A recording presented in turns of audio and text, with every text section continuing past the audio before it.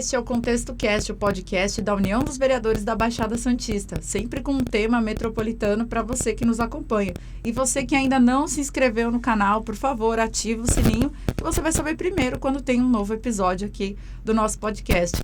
E hoje a gente traz as feras da mídia aqui da nossa região.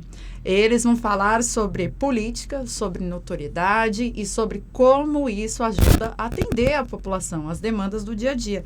Tenho aqui comigo Douglas Gonçalves. Tudo bem, obrigado pelo convite. Obrigada, Douglas. E o vereador de Peruíbe, Kristen Namira, Kristen Chagas.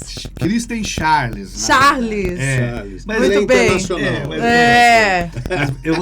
Acaba, por conta do programa da televisão, acabou ficando Kristen Namira e o pessoal conhece de vários jeitos. É Kristen Charles, Kristen Namira...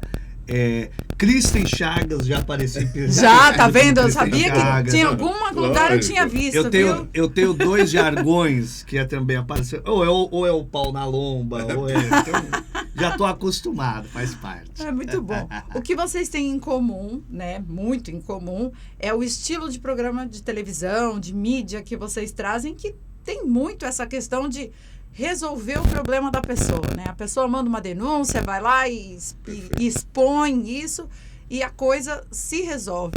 E a partir disso, a notoriedade veio e vocês se tornaram pessoas públicas, conhecidas por isso e, claro, galgaram cargos políticos. Douglas foi vereador de 2013 a 2016 por Santos, né?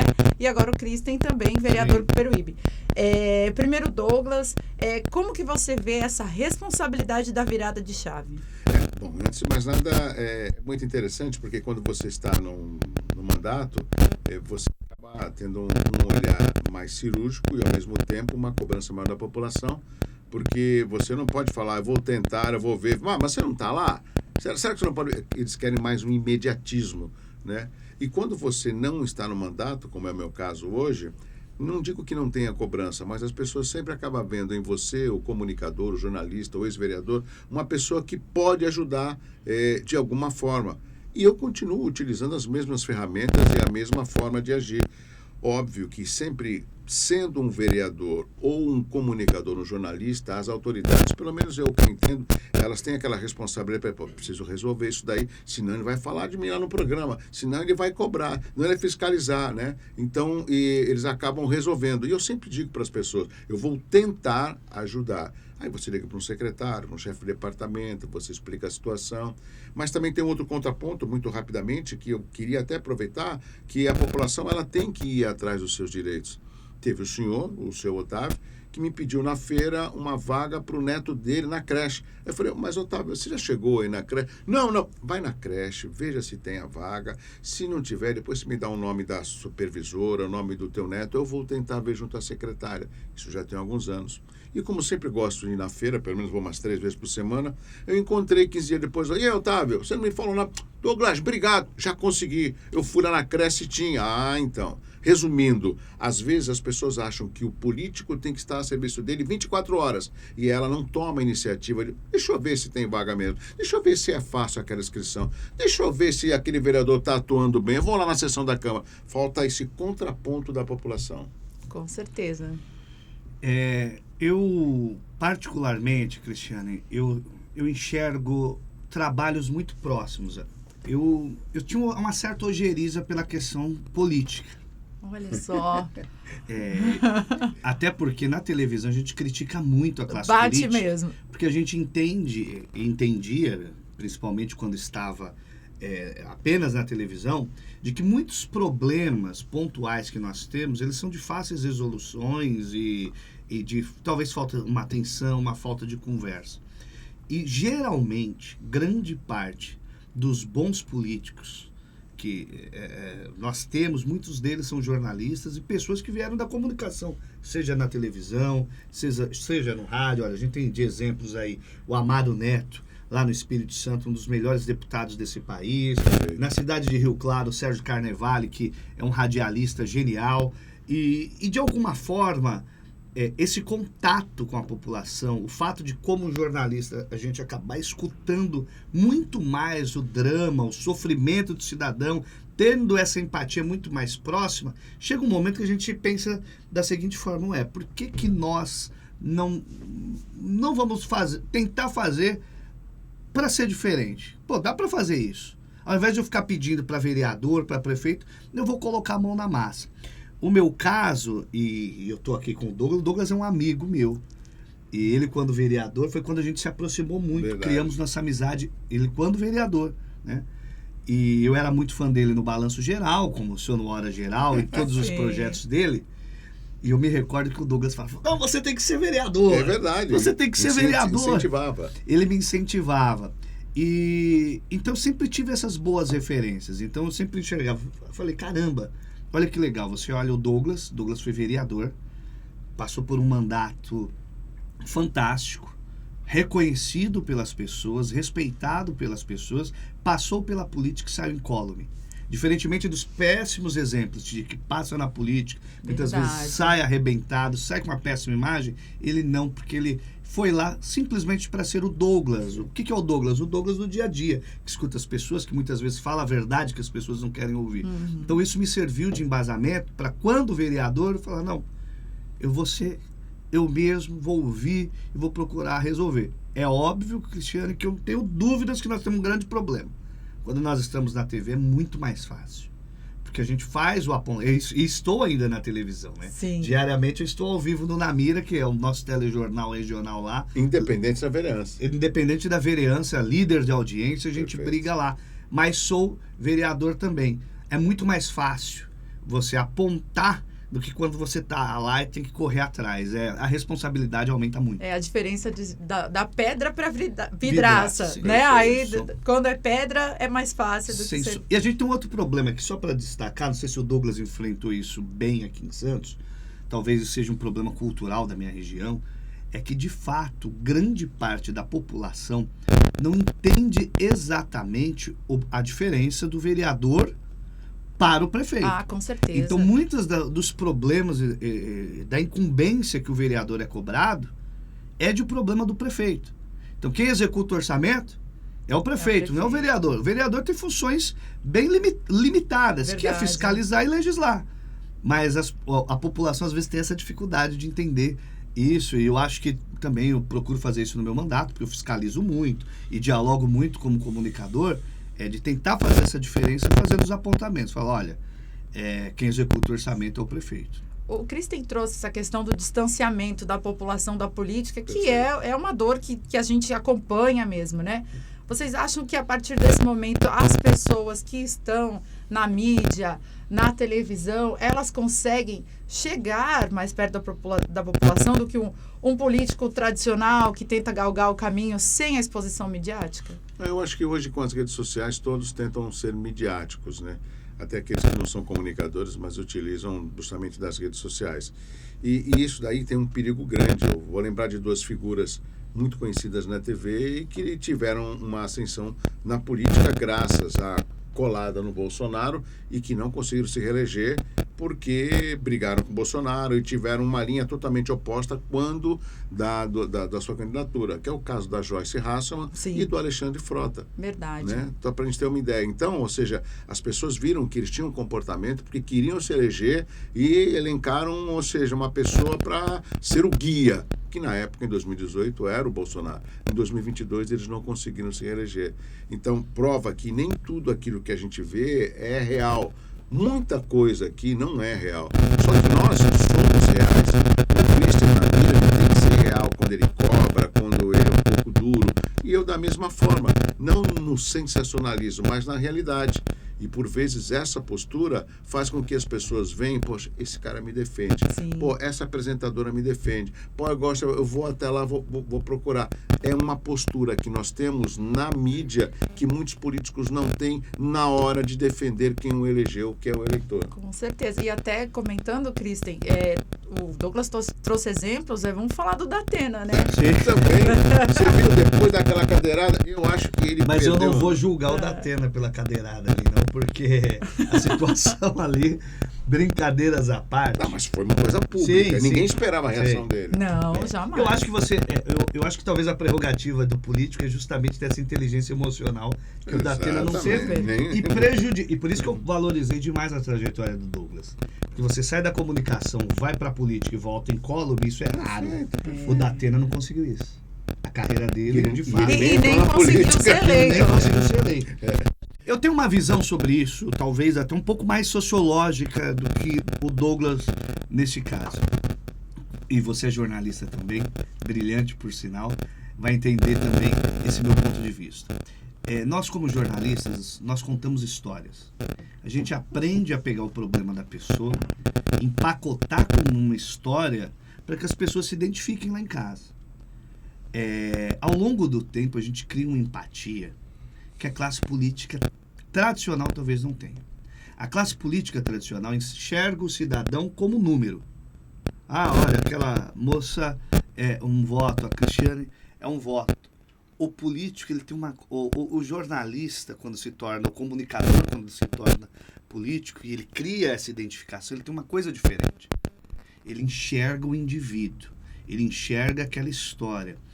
Um dos motivos que me levou para a política, verdadeiramente falando, foi que eu tenho 18 anos à frente do programa Na Mira Informação Verdade. Ou seja, eu era jovenzinho, magrinho, boa pinta, tudo passou. Ainda bem que você falou que era, né? Era. Eu fui, não é fake news, é verdade.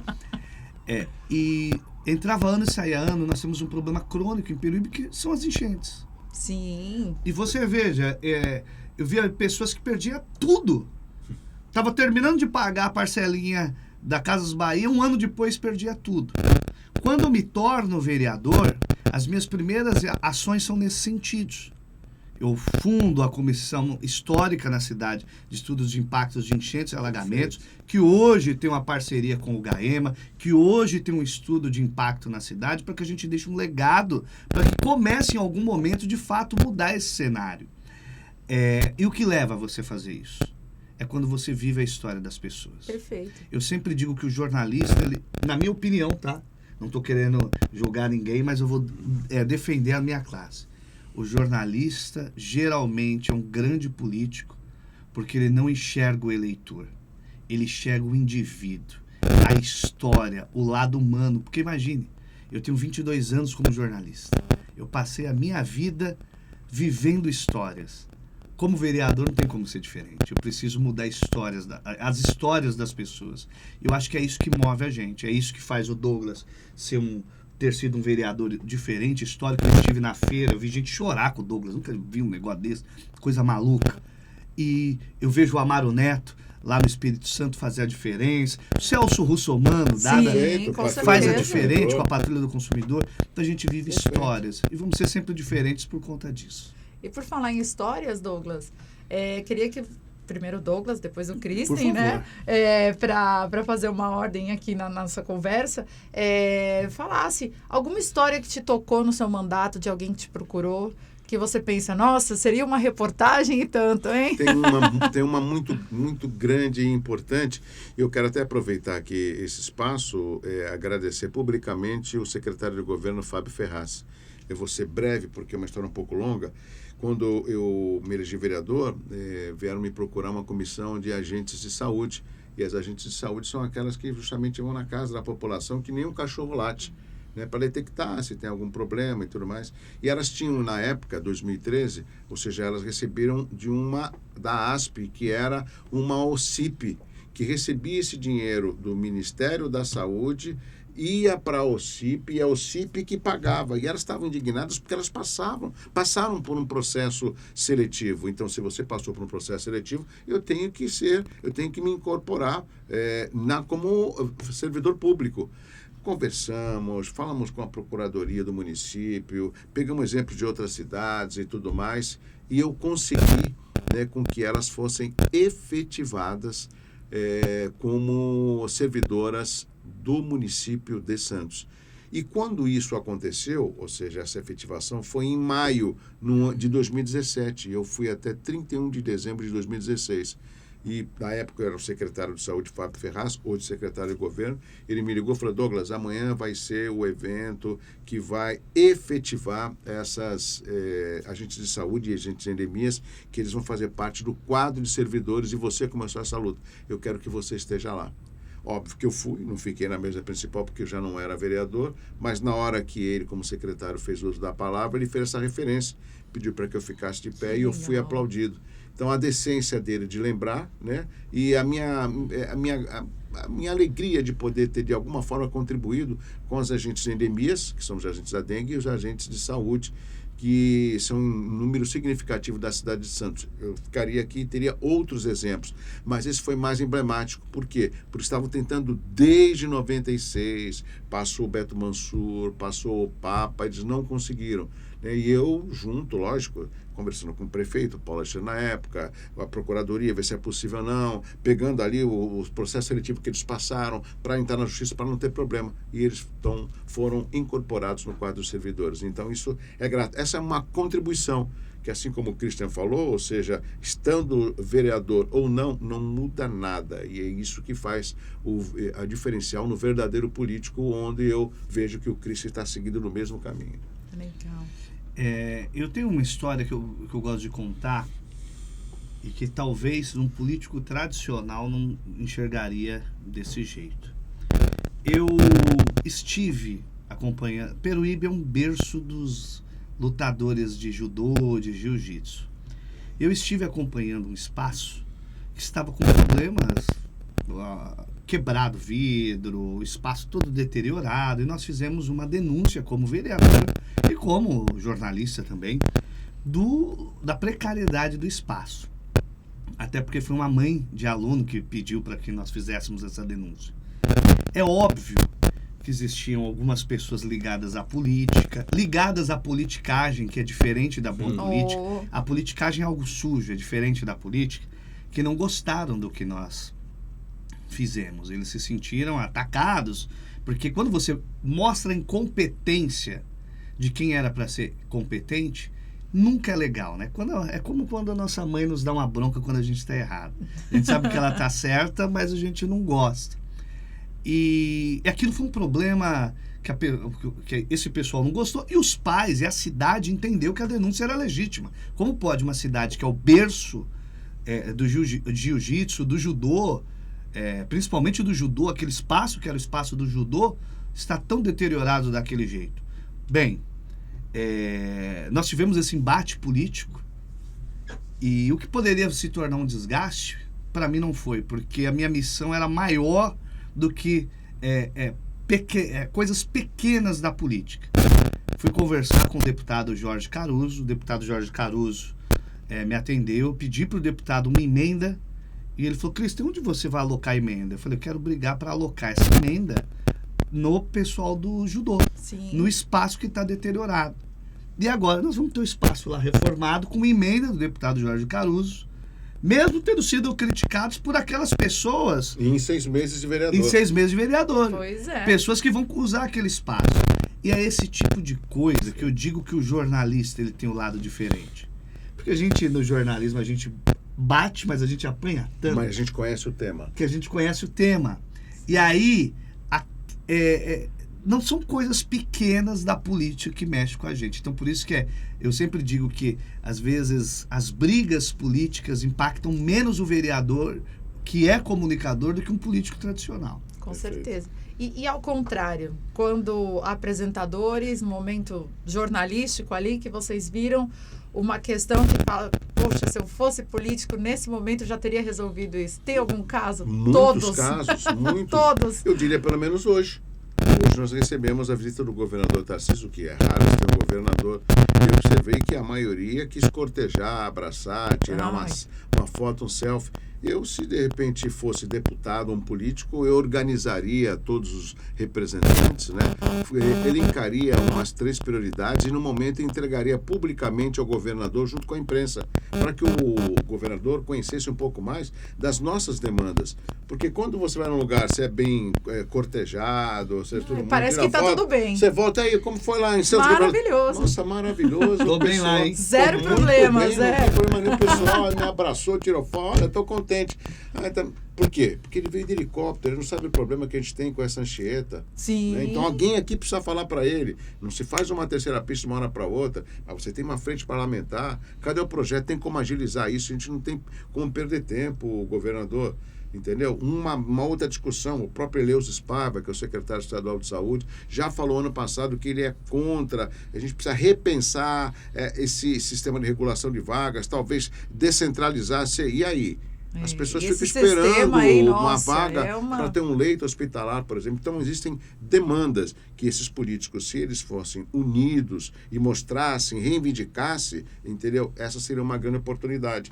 Da mesma forma que na entrega do Tancredo Neves 3, que o Caio Amado saiu e depois voltou, dizendo que Santos tem uma condição maior de orçamento do que São Vicente, onde a maioria das famílias que foi para o Tancredo Neves 3 em São Vicente são de Santos, né? Ele, aquela cena patética dele colocar a cabeça no ombro do governador, e o governador falou naquele dia, falou assim, fica tranquilo, se precisar, conte comigo. E o vice-presidente Geraldo Alckmin também. Olha só a bola quicando. Falei assim, governador, o senhor se lembra aquela vez que eu fiquei chateado, que o senhor falou que podia contar? Então, eu estou com esse problema aqui, o senhor pode ajudar? Imprensa, olha aqui. O governador não pode deixar de perder essa oportunidade. Isso é fazer política. Sabe o que a população vai falar quando vê isso? Ele me representa. Eu vou usar o exemplo do Douglas, talvez eu me estenda um pouquinho no raciocínio, mas o exemplo do Douglas, que quem pode pesquisar na internet que aconteceu isso. Eu fui repórter também, além do Namira, fui repórter do Hora Geral. E quem foi a Peruíbe? Geraldo Alckmin, à época, governador. E o Hospital dos Estivadores aqui estava fechado. Lembra disso? Uma enrolação do caramba. Eu falei, sou repórter do Hora Geral, quero saber, governador. E aí? Vai abrir o Hospital dos Estivadores? O Fórum de Peruíbe vai ser inaugurado? Como é que funciona isso? O senhor vai continuar inaugurando obras que não funcionam? Perfeito. Ele ficou muito bravo. Ele não gostou porque não esperava ser indagado. De Santos em Peruíbe. Em Peruíbe.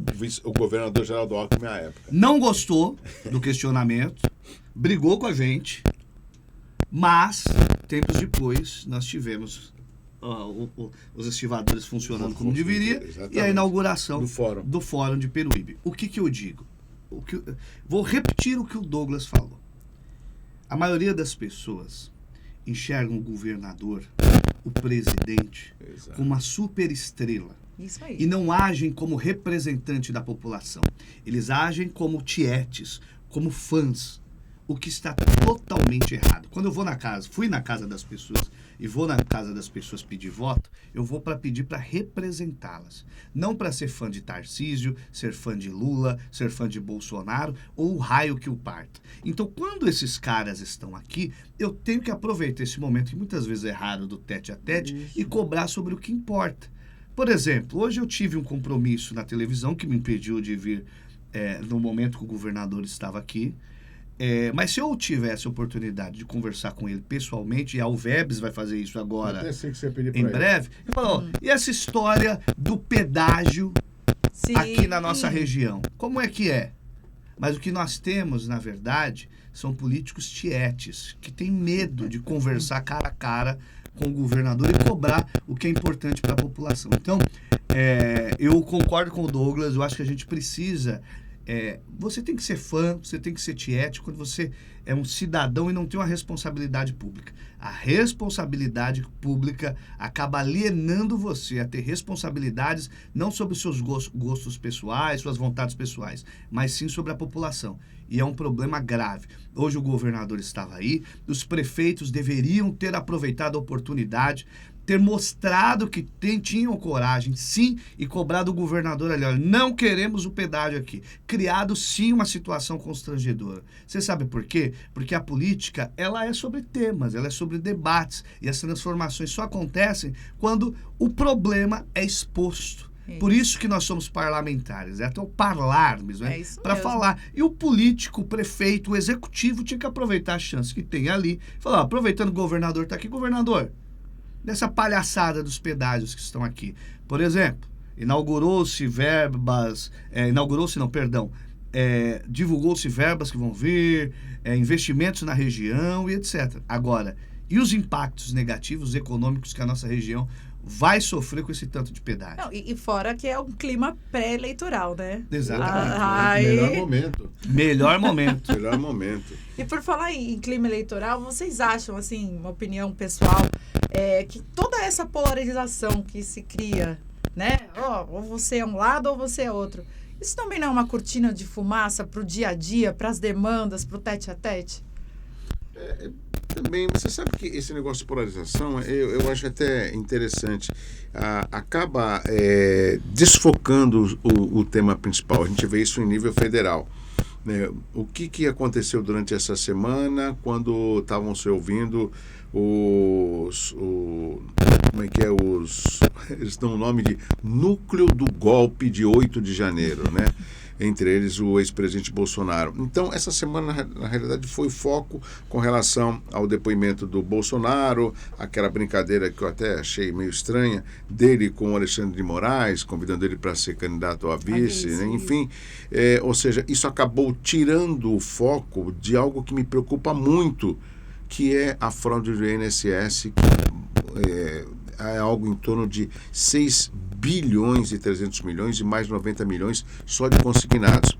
E o que me deixa preocupado rapidamente é que essa semana também o governo está pedindo autorização para o STF para que eles liberem um dinheiro extra para poder ressarcir aqueles que foram lesados. Em nenhum momento eu ouço o governo falar assim, vamos aqui aguardar a investigação e esses indiciados, todos os seus bens serão bloqueados e a gente vai vender para tentar restituir o dano que esses criminosos fizeram para os aposentados e pensionistas. A gente não vê isso. Então, quando você vê que o governo ele é muito letárgico ou ele muda o foco de uma investigação, acaba acendendo a questão política. Tá vendo? Olha o partido dele. O partido dele concorda com isso, o partido concorda com aquilo. E você acaba fortalecendo o outro lado, aquele que faz oposição. E a gente está vendo muito bem isso. Todo mundo está na expectativa de saber se o presidente Bolsonaro vai conseguir ser elegível ou não. E se caso ele não consiga, ele vai indicar alguém. E essa polarização vai continuar. Eu só não sei quem que o PT indicaria. Será que indicaria o próprio Geraldo Alckmin, que hoje é vice-presidente? Eu não sei. Então, nessa disputa política, as pautas de interesse do brasileiro, do cidadão, lamentavelmente, ficam em segundo plano. Eu tenho um sério problema quando nós...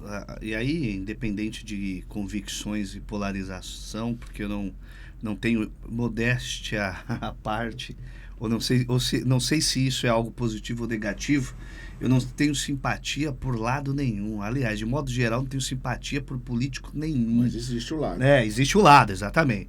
Eu não tenho muita simpatia nesse aspecto mais de fã. Eu acho que político ele é para ser cobrado. Ele é empregado nosso, né? Inclusive eu gosto de ser cobrado. Eu estou falando isso não apenas como discurso, porque eu gosto de ser cobrado. Eu presto contas do meu mandato, faço questão de prestar contas do meu mandato. Recentemente eu recebi uma crítica de um cidadão que eu entendi que ele estava certo. E fui melhorar aquele ponto de vista. Eu tenho um sério problema, Cristiane, com essa espetacularização do judiciário.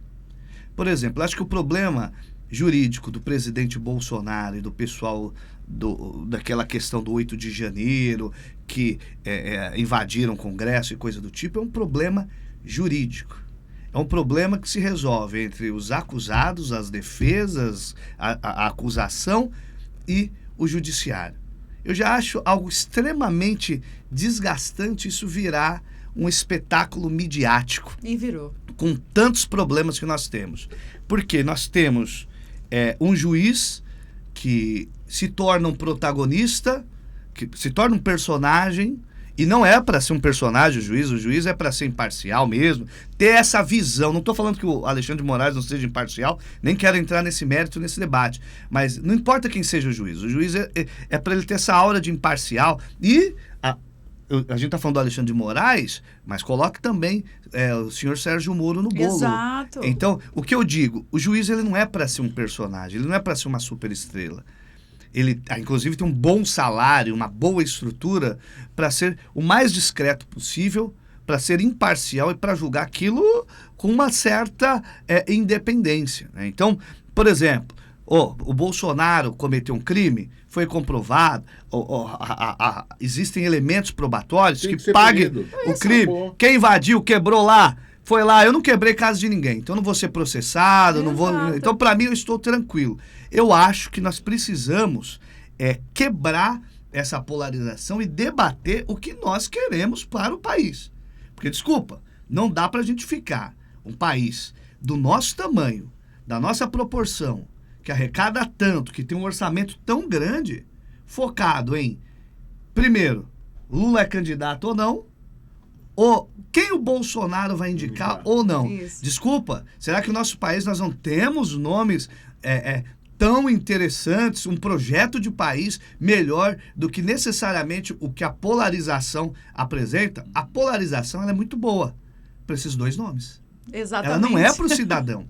Então, eu torço que surjam novas lideranças, novos nomes, que mude esse cenário. Não dá para aceitar que o país fique refém ou do Lula, ou quem o Lula indicar, ou Bolsonaro, ou quem o Bolsonaro indicar, ou pior, Cristiano, ou quem o Centrão indicar. Então, eu acho que a gente precisa começar a prestar atenção em projetos de país. Né? Porque o país não tem que ter dono. O dono do país é o povo. Veja bem, e aí eu não quero entrar em polêmica aqui, nem sei se a sua linha editorial permite esse tipo de comentário, se não permitir também, podem editar. Mas nós tivemos um exemplo crasso em Santos.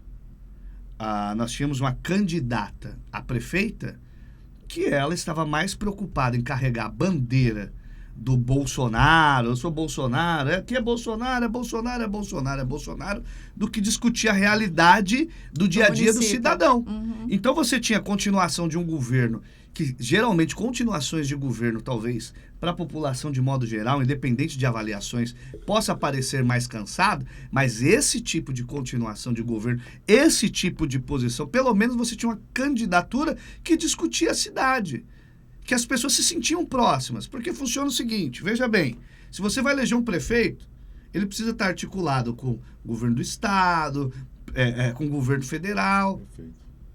Você tem que ter uma linha de diálogo.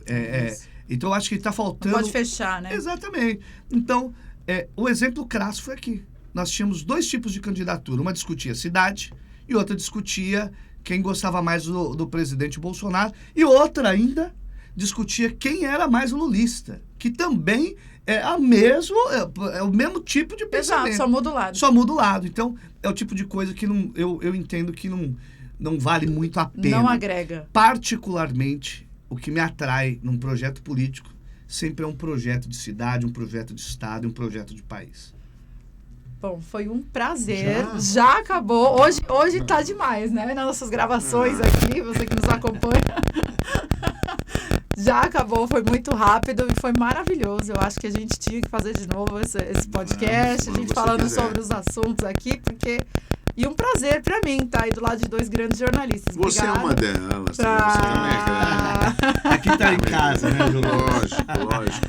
Eu quero agradecer, Cris, e dizer que a gente tem o intuito só de colaborar e que existem políticos e políticos, né?